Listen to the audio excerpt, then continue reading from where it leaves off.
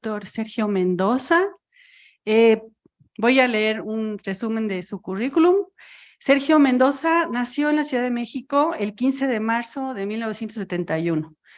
Ha sido investigador del Instituto de Astronomía de la UNAM desde el año 2001 hasta la fecha. Obtuvo su licenciatura en física por la Facultad de Ciencias de la Universidad Nacional Autónoma de México, UNAM, en 1995. Obtuvo la maestría en estudios avanzados en matemáticas en la Facultad de Matemáticas de la Universidad de Cambridge, en Reino Unido, en 1996. Su doctorado en ciencias naturales lo obtuvo en el año 2000, trabajando en el Departamento de Física y el Grupo de Astrofísica del Laboratorio Cavendish en la Universidad de Cambridge, en Reino Unido. Sus intereses están relacionados con la astrofísica relativista, la astrofísica de altas energías. En los últimos años, gran parte de su investigación se ha enfocado a entender, extender o modificar las teorías de Newton y Einstein de gravitación. Y el día de hoy, pues, nos va a hablar de mathematical construction of the 260-day Mesoamerican calendar. And you can do it in English or in Spanish as you wish. Thank you very much. Okay, I think we have one English speaker here, so I will do the talk in English, but if you want to ask in Spanish, I'm okay. I will try to move languages. I would love to give this talk in Nahuatl, but I'm afraid I cannot do it. Okay, let us start. What happened?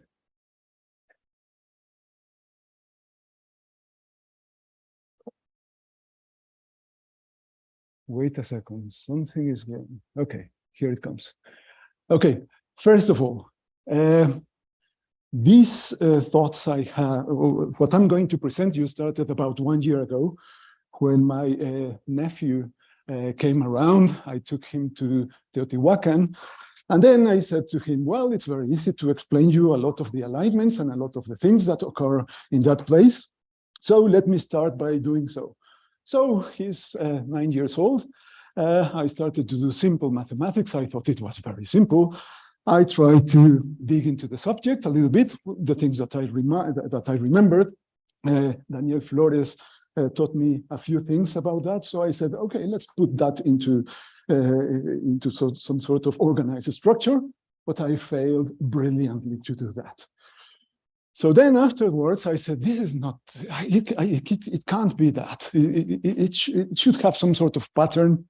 I should be able to provide things. I knew that number 13 was important for Mesoamerican cultures. Number 20 was also important for Mesoamerican cultures. But then things more or less had a pattern, but not quite. So the first thing I want you to do is to transport yourself to ancient Mesoamerica.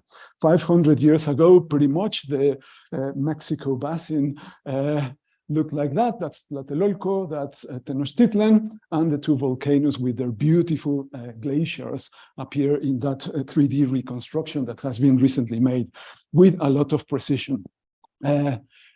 Anyway, by transporting yourself to that to those times, one has to do something else, not just thinking about the architecture, but also thinking a little bit about societies and how we have already shaped our society with Western thoughts. Our Western thoughts usually tell us that we need a base-10 system, that we have to communicate. Even in some films or in some books, people say that mathematics is the only universal language in order to communicate ideas. Well, let me change the slide. In the 1997 film Contact, based on Carl Sagan novel, the statement is like that. Mathematics is the only true universal language. That statement is pretty much false. It represents an anthropocentric idea, or a Western thought, if you want to put it like that, anthropocentric for species, interplanetary species, but we can think in different societies on Earth as a social cultural aspect. It is always necessary, linguists have worked on that, so I can't find the thing. it is always necessary to establish a common conceptual frame of reference. That is a dictionary to translate things. There are many, many things in order to do that. For example, if you write your formulas or your mathematics in base 5, 10, 20, 60, etc., think about the signatures, the rule of the right hand when you take the cross product, and the definition of different symbols, and so on and so forth. For example, I can tell you one very interesting thing about this. The Riemann tensor in differential geometry can have two signs depending on, it's just a definition, and depending on that you can work out things and you can work out your physics. About 15 years ago, I noticed that some colleagues were trying to do something, but they were using only one sign of the Riemann tensor in order to extend theories of gravity. When I use the other sign of the Riemann tensor, then it turned out that I could explain, for example, the flat rotation curves that we observe in galaxies, okay, or the idea of Mond. So it was very important that thing. So you see, even for professional, for our professional work, the definition of things or definition of concepts depends on how we use the things, and we need dictionaries to translate. One can say, well, okay, we have 10 fingers, so we have a base 10, that's pretty obvious. We can go to base 20, and then we say, okay, it's just the fingers plus the toes, and that's already fine. But then there comes 60 for historical reasons. Some people like 12. Why 12? Well, I'll go in the next slide for that. But in any case, that's not a common or universal pattern to use. I mean, imagine a species that has 11 fingers, for example.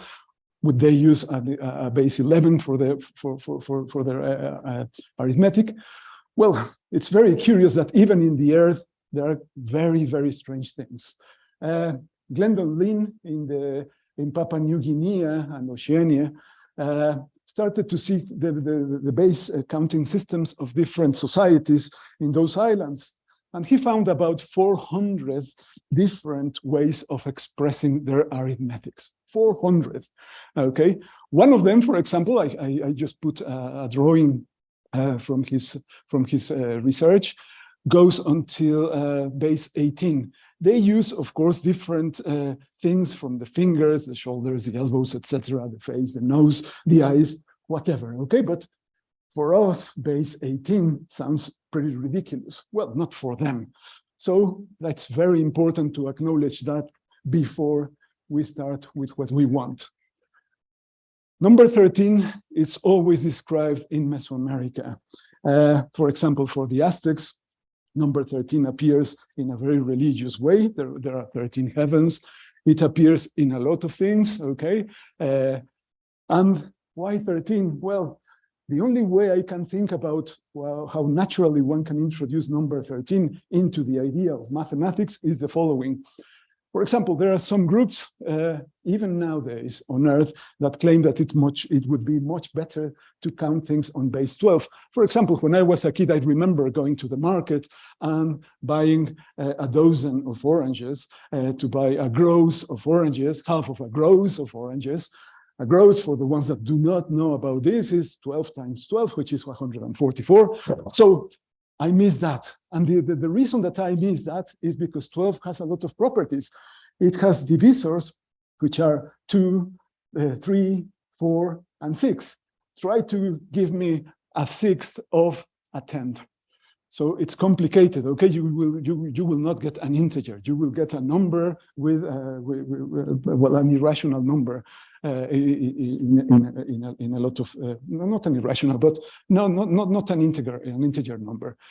Anyway, so that's why 12 it's pretty obvious to use for our counting. And how do you count with 12? Why do you use, or why can we use number 12? Well, this diagram depicts that. If you use the phalanxes of your fingers and your thumb to count, then you have 3 phalanges in each finger. So with 4 fingers, you get the number 12. If I say, if you want number 13, you have also one extra one, and that will be the thumb. So you have 13 numbers in one hand. So imagine that you are given the task of counting rice, okay? It would be awful. or counting beans, or counting whatever, some small things, the fastest way to do it would be just to move with one hand each grain, for example, and use one hand in order to count and count and count and achieve more and more a greater number. So I think at first I thought that was probably the reason why they use the number 13 as a social thing. Religiously, it's kind of complicated to say why. That's left for historians to really discover. So now the big question. So they used a short calendar for daily routinary life of 260 days. That's a bit crazy because we are not used to that. I mean, the solar calendar is pretty close to 365 days. So 260 seems like really, really an annoying choice for choosing the measure of time or the measure of days. And it is very curious that 260 is 20 times 13. So if 20 is important because it's your base number system that you have chosen, then if 13 is also important, then the question is already answered in principle. One should say, well, that's it. Let's not think about anything else. Well, if those two numbers were important, why not put them like that? Well, I will show you that it has a much, much deeper understanding than that. First of all, let's try to work out a little bit of things with the prime numbers of the full solar year cycle and the 260-year cycle. To begin with, the 365 days the calendar has, well, it can be factorized with the prime number 73 and 5, and the 250 is essentially 52 times 5, which is 4 times 13 times 5. Okay, so that's very, very interesting. Now, 13 doesn't appear in neither in the 365 count. If you go to the list of prime number factorizations, then you can notice one very peculiar thing. There is one very close number that contains number 13 on that as a prime number factorization. That's 364, which is 7 times 52, which is 4 times 7 times 13.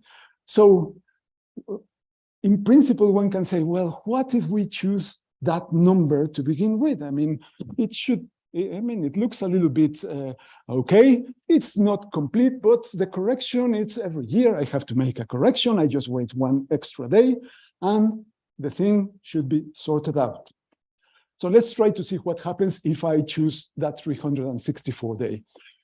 Well, the other thing is that the prime number, the composition of all integers, very close to 365, that contains number 13, is just 364, okay? You can just look at the table, and that's it. Now, since 364 from this relation over 7 is 52, and 260 over 5 is also 52 in this relation, then 364 times 5 is equal to 260 times 7, which is 1820. Those relations appear a lot, and one requires those kind of relations in order to dig into the Mesoamerican counting system. But you will see how they come. Now, since 364 from the previous relation is obtained after 7 periods of 52, then a short calendar can be constructed. Let us think that we want, for some reason, to social reason or whatever reason, we want to build a short calendar. Okay, so if we want to build a shorter calendar with periods of 52, which are smaller at the end than 364, the following, all the choices listed in here are correct. Well, we have 364, which could be one choice. We have 312, which is essentially 52 times 6, 260, 52 times 5, and so on and so forth until you reach 52. Okay, that's a good list to start with. Each count represents All of these counts have, since 52 appears in the construction of all these numbers, then all counts represent, for example, 13-day numbers, as they were called by the Mesoamericans, paired with day names. For example, 28 days, 28 in this for the first one, 24 for this one, then 20, 16, 12, 6, and 4. Okay. They counted very weirdly, I must acknowledge, because they had, for every day, you had 2 counts. If you start one count, say, for example, you have, in my left hand, I would have the 13th count, and in my right hand, I would have the 20th. And I start today, so today is 1, 1. Tomorrow is 2, 2, and so on and so forth, until I reach, on my left hand, number 13. In my right hand, it will be number 13. Then, since I don't have more numbers on my left count, then I would go to 1. The next one would be 14. This one would be 2, and so on and so forth, until they merge together. The merging occurs after after 260 days of the whole counting. So that's pretty obvious. It's very simple, but that's how they work. Okay, so that's why you have 13-day numbers and all these day names. Okay, now if you look at all at the list, okay, these lists, the only one that has number 5 as its prime factor, it's the 260.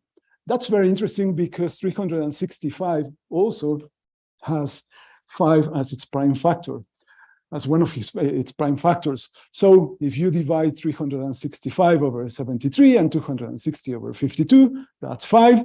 And then eventually you have the basic Mesoamerican relation. This relation is very, very important. Every single book in calendar, in Mesoamerican calendars, Mesoamerican cultures talks about this relation. 365 times 52 is equal to 260 times 73. What does it mean? Well, if at some point you start with 0, or you reset the times, and you start moving one count and the other, they will eventually become, or they will eventually come to the start after 352. After 52 solar years and 73 years of the 260 count. Okay, that's 18980 days. So that's a basic calendar relation. It's very famous, it's very useful, and very beautiful. Okay, every time this occurred, a ceremony, the new fire ceremony, took place in Mesoamerica. Okay, the 365-day solar count is not divisible by 4. But the 364 and the 260-day counts are both divisible by 4. So that's also something very interesting. You see the division into 4 parts of circles of the Aztec calendars, or the sunstone, for example, that it's in the museum here, in the Anthropology Museum here in Mexico City. You always see divisions by 4. Okay, it may well be represented. It may represent cardinal directions. There are articles that talk about these findings by the Mesoamericans, but I'm not going to dig into that. The point is that the relevance of dividing by 4, okay, it's also shown in the 360-day counts.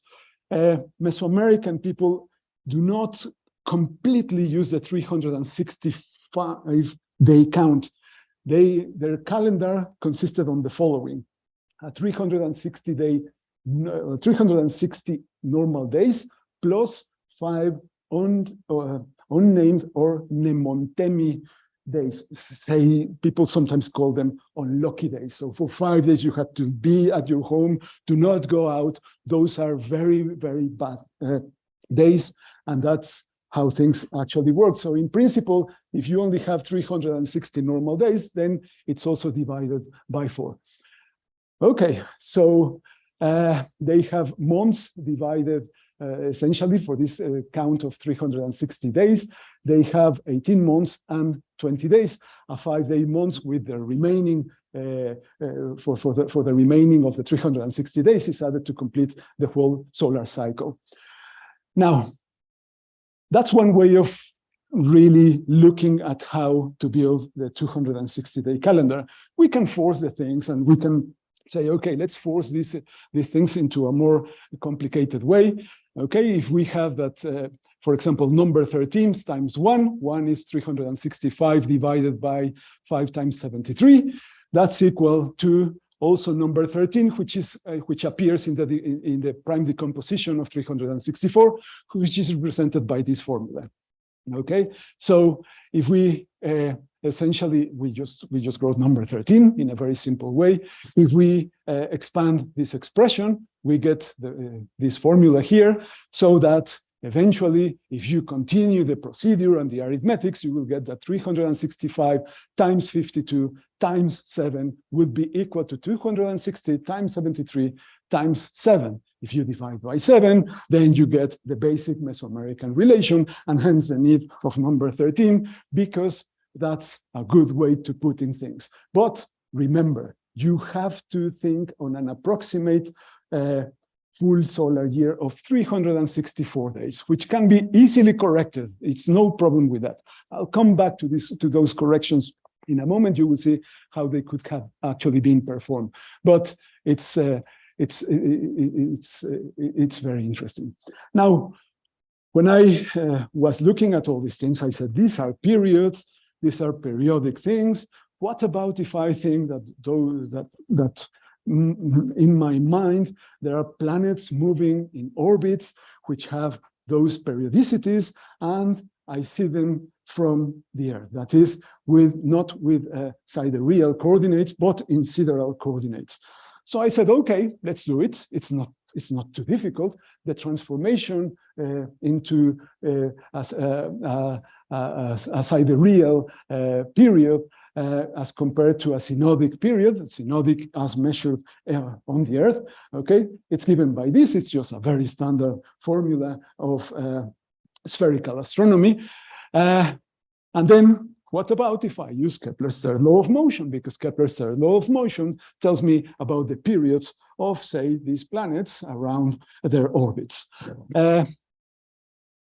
So if I use that formula and I just plug it there, then eventually what I get is that the synodic period of this particular object that I am observing in the celestial sphere from Earth would be equal to the period of the Earth that is 360 days times a factor, a dimensionless factor. That dimensionless factor n turns out to be that thing. Okay, so it's the radius over the radius of that of the orbit of that unknown object divided by the radius of the Earth, and so on and so forth to the three halves.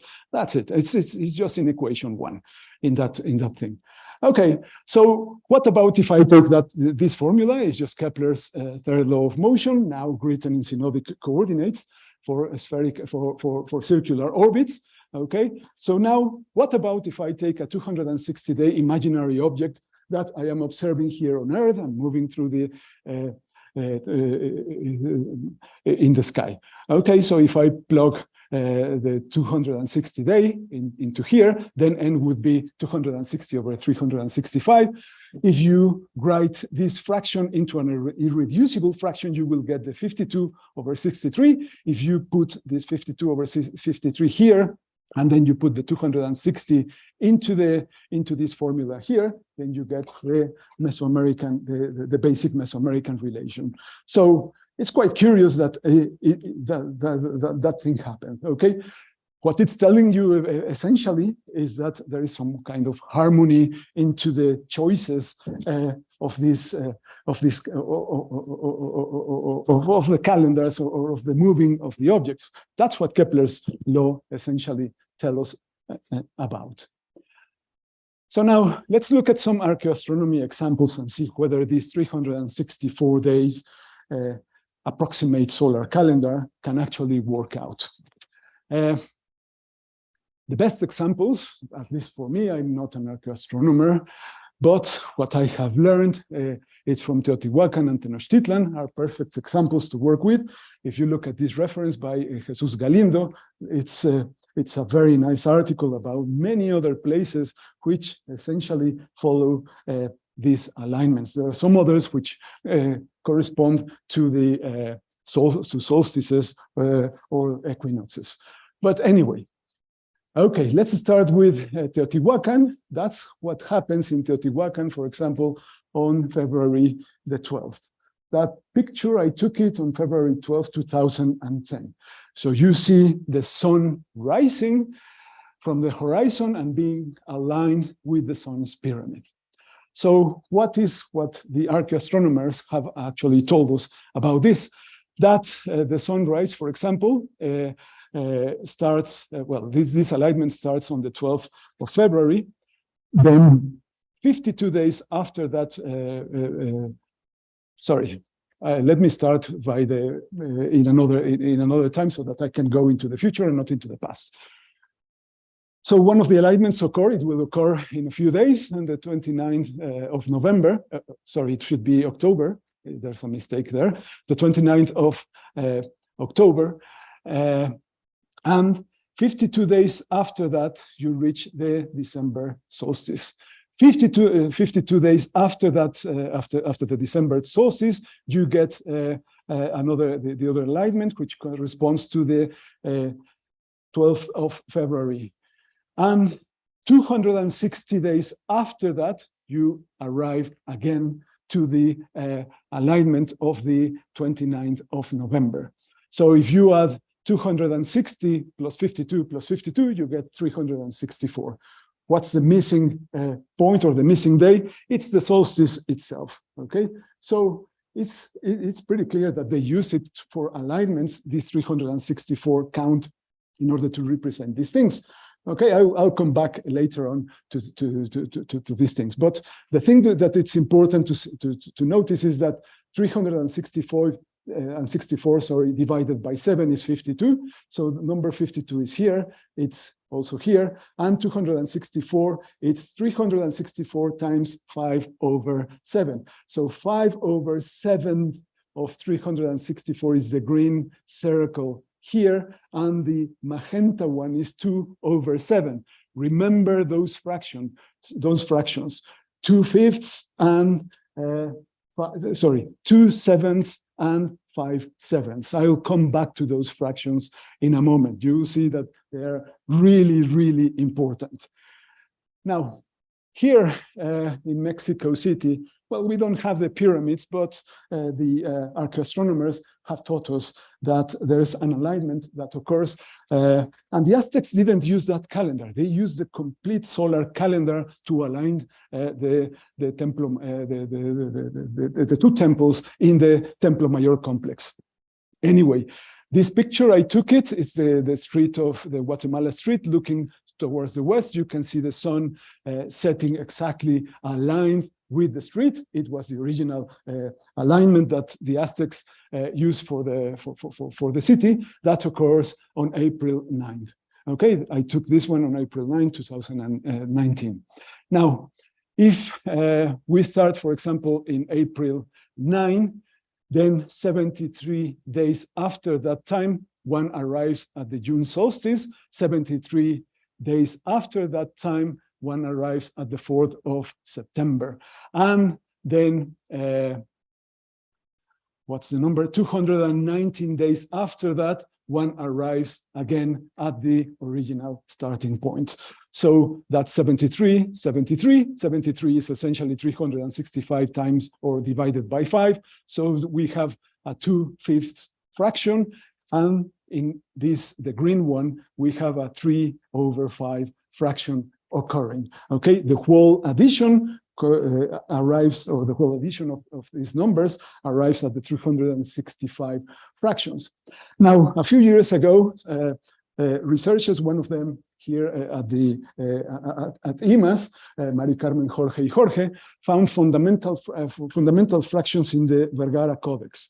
The Vergara Codex, it's always complicated to read codexes, but essentially what they found is that the Aztecs divided land areas on fractions that were very fundamental to them. Those fractions were 1/2, the others were 2/5, and the other was 3/5. When they looked at that, they said, come on, that's very, very strange. Why did they align? Why did they have those fractions? There were no reason. If you look, they were based essentially on the division of the year to align temples. So they were based essentially in archaeoastronomy. They call them monads or fundamental fractions, okay, and those are the ones. So because the Teotihuacans use 2 7s and 5/7 combined with 1/2, I said that they should have had the monads, 2 more monads added, or there should be 2 more monads added to that list. So that's very, very interesting. I will go very, very quickly to Venus, because there is something very peculiar about Venus. The synodic period of Venus in days is 584, which is essentially 8 times 73. It appears, well, the number 73 appears here. And what I'm going to show you here is that you can always do that if you have, for example, a period with in which the number 73 appears as a prime factor. Anyway, so 365/5 is 73, and 584/8 is 73.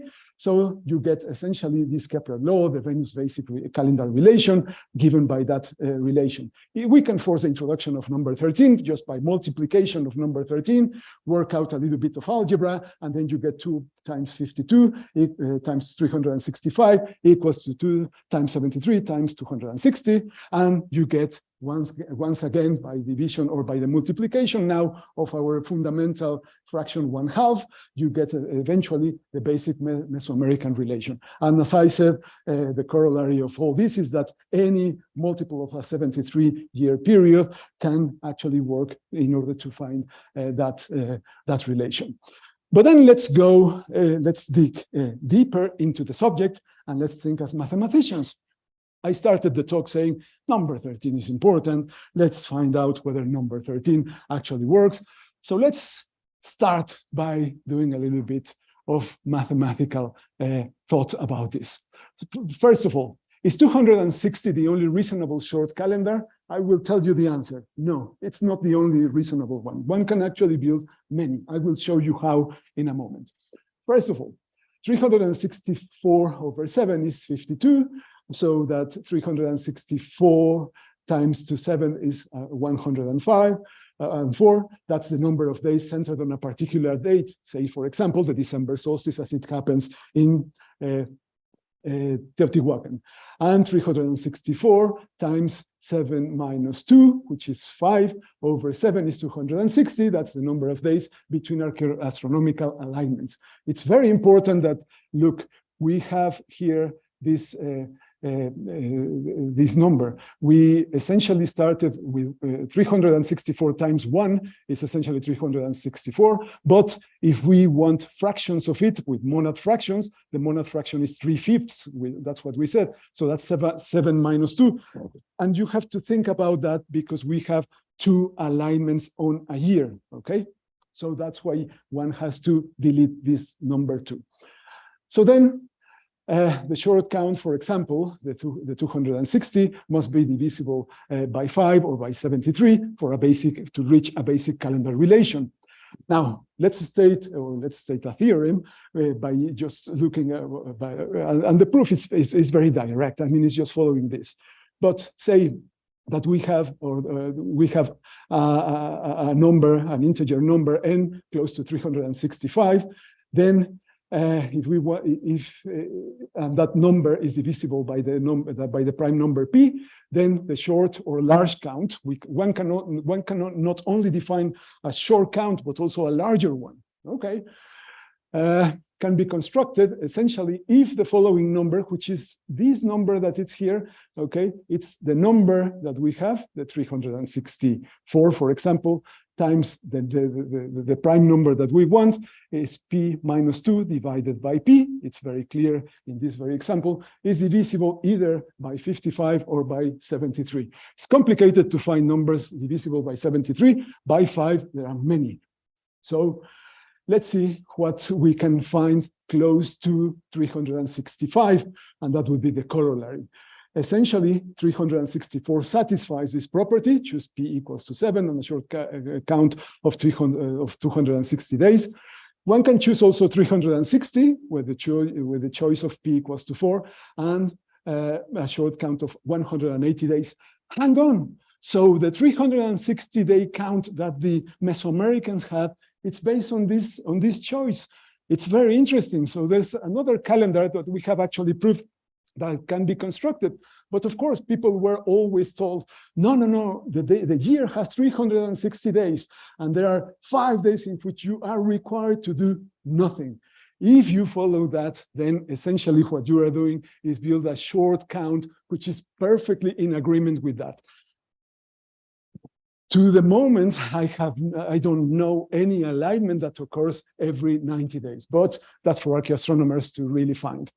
Anyway, there's another one, a greater one, a 360 and 70 count. You choose p equals to 5, and the short count would be 222 days, so on and so forth. Now, one doesn't want larger counts than 365 days because you would eventually end into the future, and then going to the past is complicated, kind of difficult to really cope with the motion of the solar year.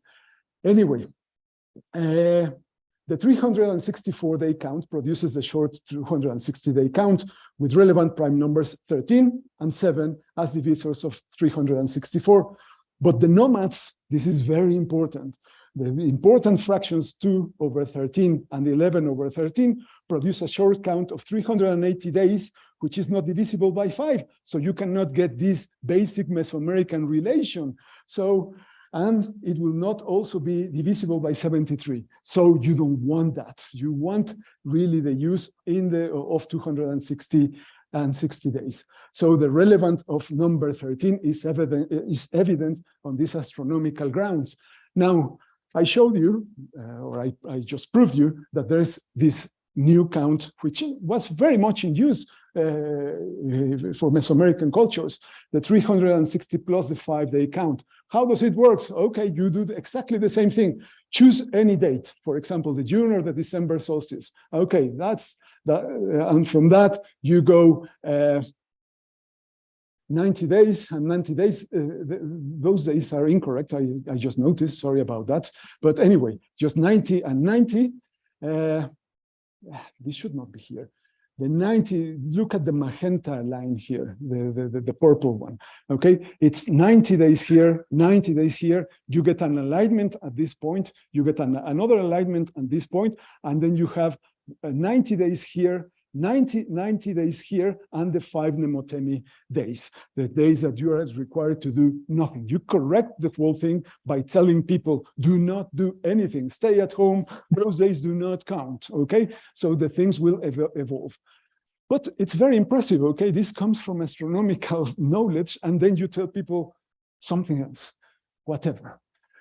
Okay. Where does those numbers appear on the sunstone? This is supposed to be the Aztec calendar. Every time I look at the Aztec calendar, I get a headache. It's so complicated, at least for me, that I won't tell you much. I will just tell you what needs to be done. For example, if you count the number of little of divisions of cells in between the red and the blue, you will get you will see that there are between the white and the red, you will see that there are 20 counts of that. If, on the other hand, you go to the next level, okay, you have, I don't know if you can see, but there are pearls in each cell, 5 pearls per cell. So if you count all those little pearls, you will reach the 260-day count. If you now go, this is more difficult because the Aztec calendar has some other things above these fundamental counts. If you go into the blue and the green and you start counting the number of cells, you will reach 104. So for example, if you have 260, times 104, you get the 364-day count. Okay, interesting. It's already there pretty much. If you want the extra, for example, the extra day, the solstice day that one requires, Okay, perhaps it's Tonatiuh at the center of the sunstone. Quite curiously, if you look at the side of the sunstone, there are 73 little pearls around it. Okay, so number 73 appears there. Number 13 appears there. Interesting. That's very, very beautiful. Now, people about 100 years ago started to claim, and that's what confused, I suppose, much more the whole idea, that at a certain latitude of 14 degrees 42 seconds north, which corresponds to the north of Guatemala City today. The location is here. It's this the yellow pin that appears at the north of Guatemala, of the Guatemala City. Okay, that's where the Izapa civilization was. Has something very interesting. The solar year at those latitudes is naturally divided into 260 and 104 day segments by the two solar zeniths on May 8 and August 13. The first claims that the researchers for over 100 years made was that, hey, hang on, but 260 plus 104 does not add up to 365. So perhaps there's something wrong. You see? This, of course, this could be the whole idea, but I like more the mathematical and the astronomical ideas that I just showed you. So it's most probably not this way, okay? It's all about astronomy and mathematics, as I just showed you. Now, are there any relevant numbers in principle? I mean, is there any favorite number that we can have?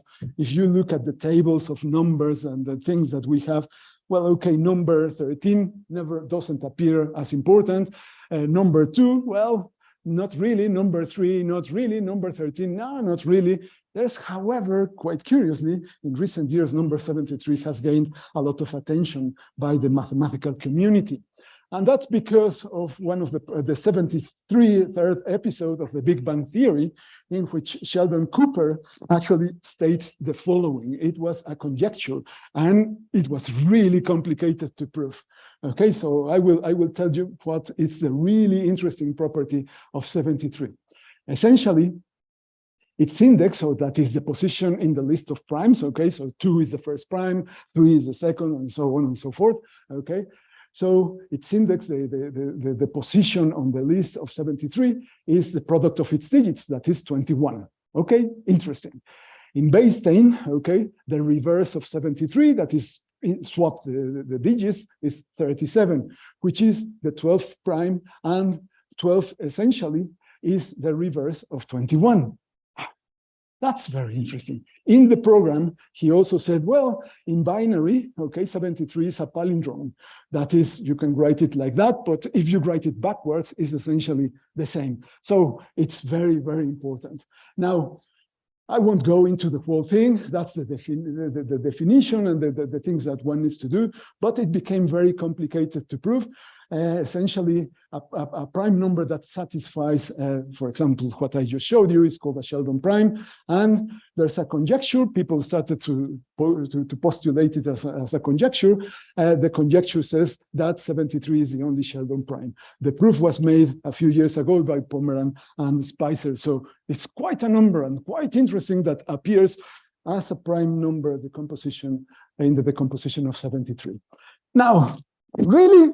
Numbers are interesting. Is there any favorite one? Well, there is a theorem that every positive integer is interesting.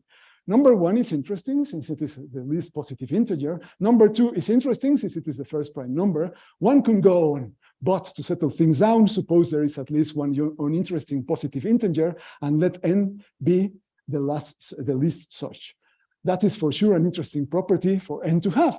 To resolve this contradiction, it follows that every number is interesting. So, okay, so I started this talk saying 13 is really interesting.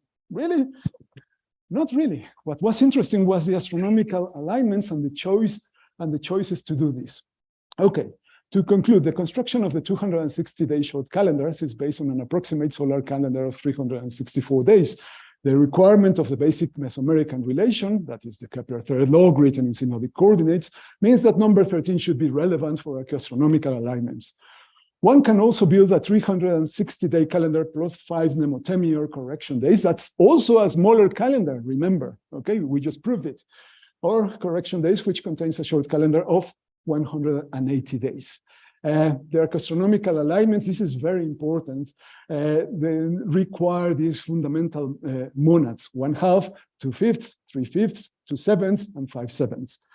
Number 13 played a fundamental role in the construction of the 260-day count. The equivalent of this is the prime number 3 for the 360-day count and 73 for the 365-day one. Mesoamerican calendars were produced with a perfect target in mind. That's also something to have in mind, very, very, to have in mind. Archaeoastronomy. The mathematics that derive from those alignments were obtained by a good knowledge of prime number factorizations. The last new fire ceremony was held in the basin of central Mexico in 1507 to mark the ending of a 52-year cycle for the 365-day count. So you cannot see well, but this 3D reconstruction has fires on the top of the pyramids at the complex of the Templo Mayor and of Tlatelolco at the left. Anyway, it's a beautiful image, that reconstruction. Or it has, that's equivalent for the short day count in 73 years for that count, and that's the Mesoamerican basic relation. So now what I have to say, Tlazoc Kamati, which means thank you. Thank you.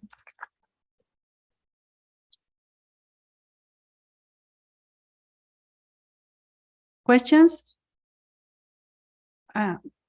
Mariana? Yes, ladies first.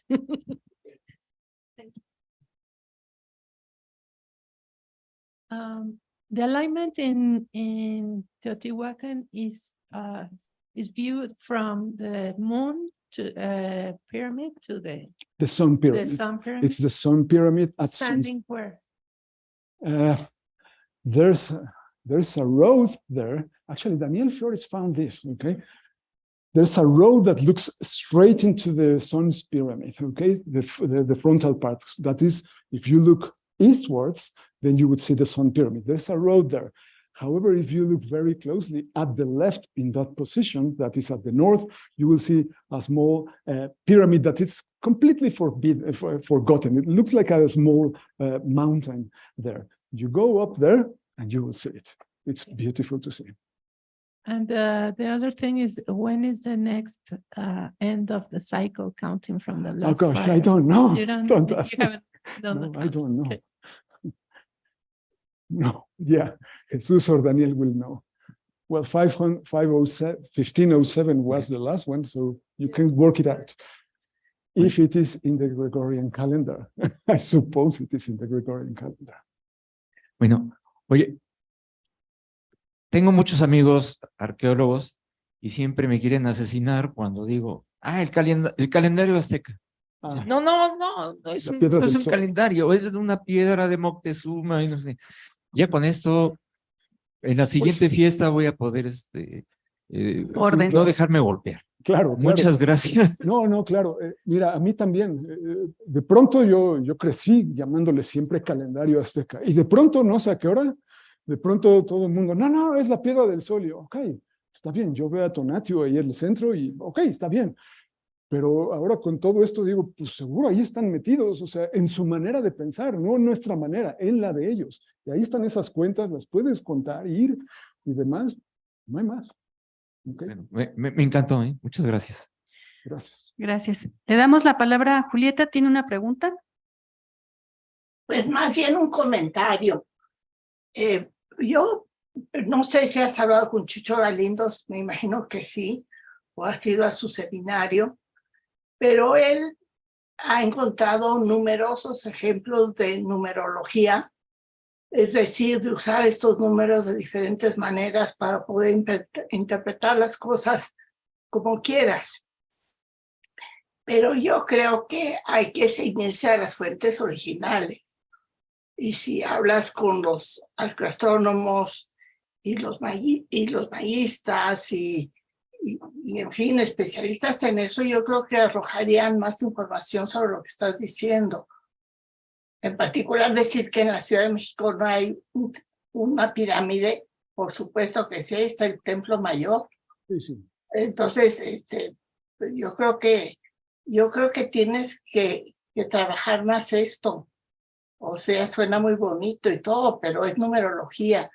Y creo que en general a los arqueólogos y a los arqueoastrónomos pues han encontrado muchísimas otras cosas equivalentes a la que nos estás presentando.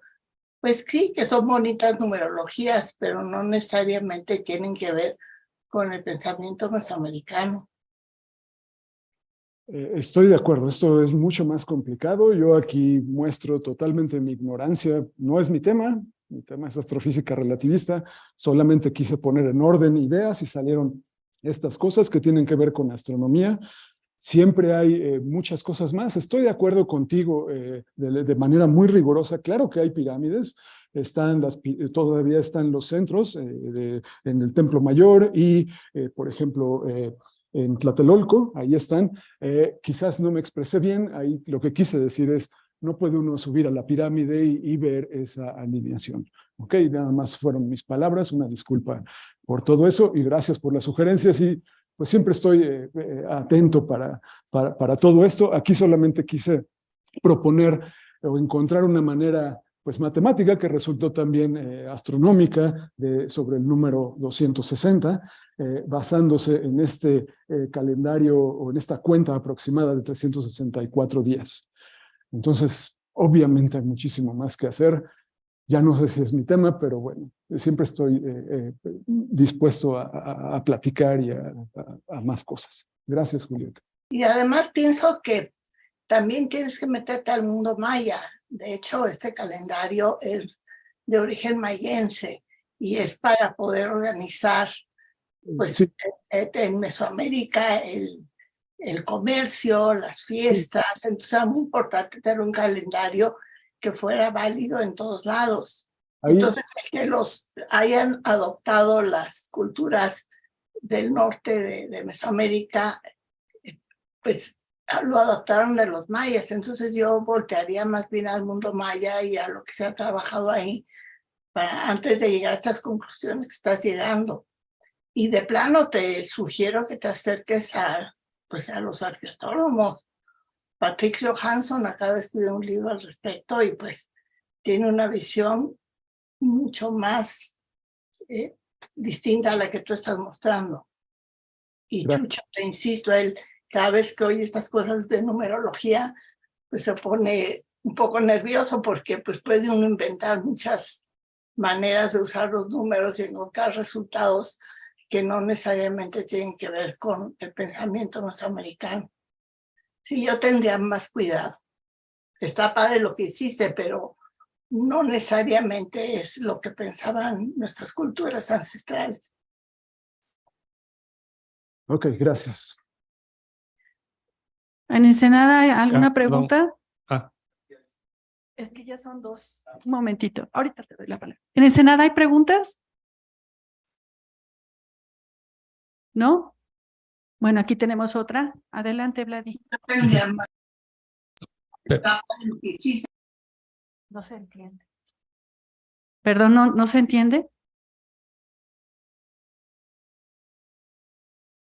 Ya se fue. Ok, Sergio. ¿Qué? Un momentito, ahorita te doy la palabra. En Morelos hay una. En Morelos hay una. Morelos. ¿No?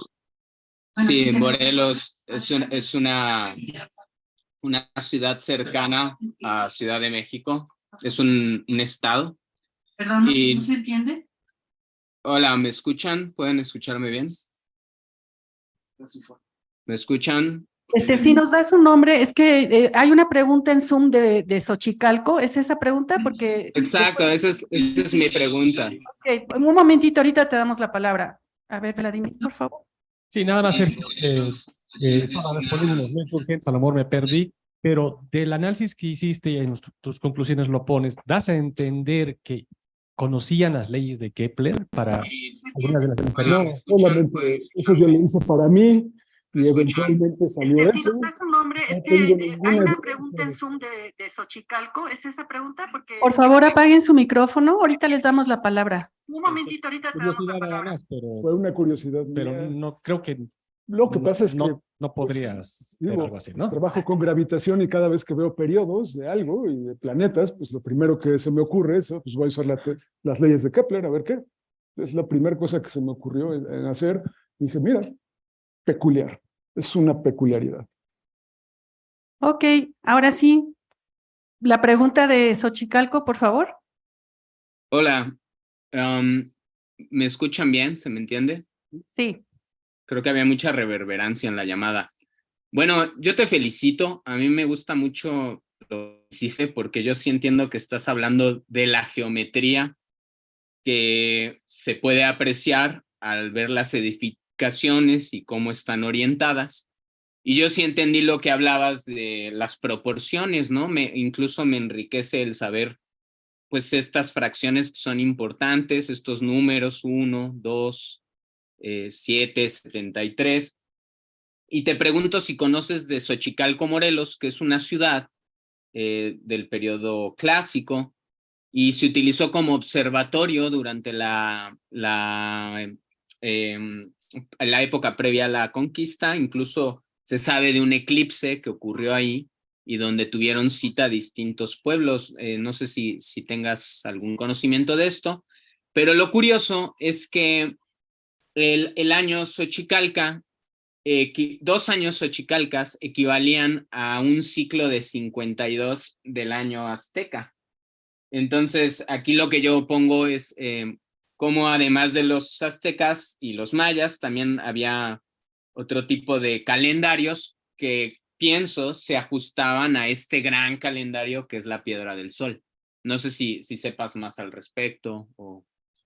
No, nunca he ido a Xochicalco, desafortunadamente, aunque he querido, una vez fui y se me perdí, llovió y ya me dije, mejor ya me regreso porque se está haciendo de noche. En fin, algún día iré y algún día aprenderé más. Gracias por esto. Pues habría que ver, ¿no? Gracias.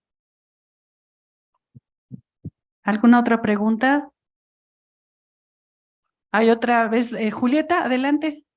Y yo sugiero a la persona que habló de Xochicalco que hable con Chucho Galindo. Él ha trabajado mucho ese sitio e incluso habla de este congreso de astrónomos mesoamericanos que hubo ahí, y en realidad lo que hicieron fue ajustar la cuenta del tiempo, porque el calendario de 365 días pues no es justamente ese, sino que es 365 días y más o menos un cuarto.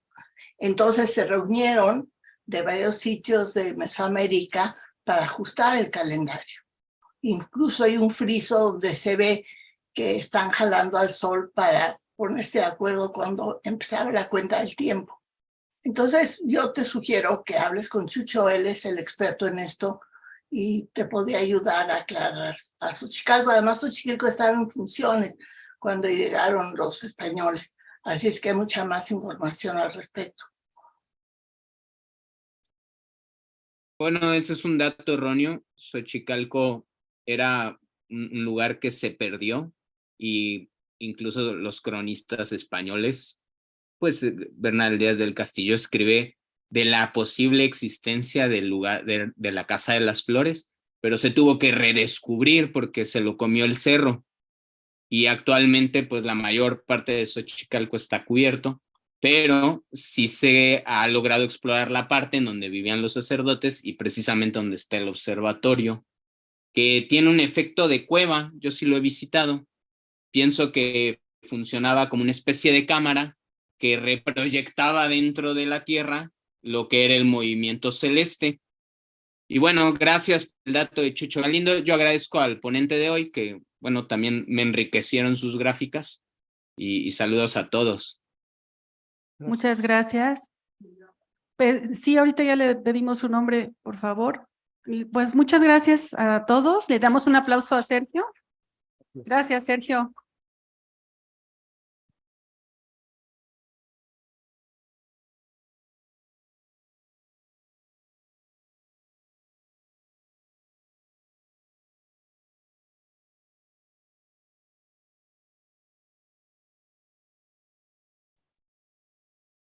Padrísimo, Sergio.